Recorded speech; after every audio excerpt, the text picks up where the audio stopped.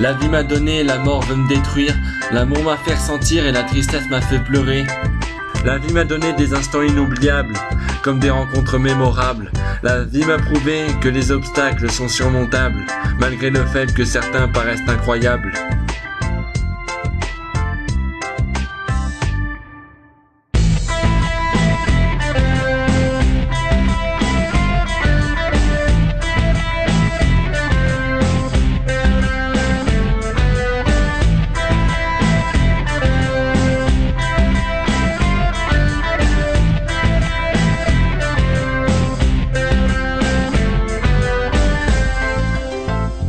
La mort veut me détruire car toute chose a une fin. C'est la triste réalité, il faudra qu'on s'y fasse. Elle peut survenir à tout moment de la journée, comme tôt le matin, ou bien tard le soir, elle nous terrasse. L'amour m'a fait ressentir des choses qu'on appelle sentiments. Qu'ils soient positifs ou négatifs, ça dépend de ton point de vue, mais ils sont bons pour la plupart, généralement.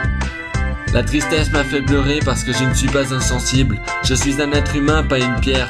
Mais le malheur comme le bonheur touche tous les êtres humains, on est pris pour cible. C'est pour ça que certains versent des larmes qui coulent à flot comme l'eau d'une rivière.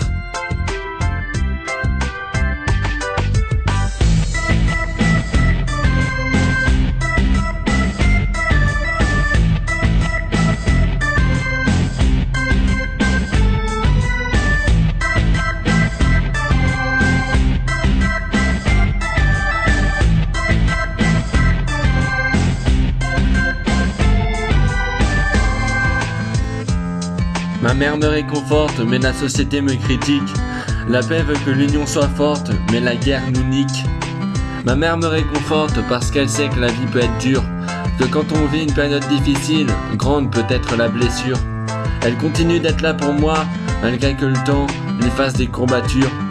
Ma mère a pleuré pour moi, a souri pour moi, s'est battue pour moi, m'a offert le plus beau cadeau qu'est la vie, rien que pour moi. Et je sais que ma mère est la meilleure du monde. Ça j'en suis sûr.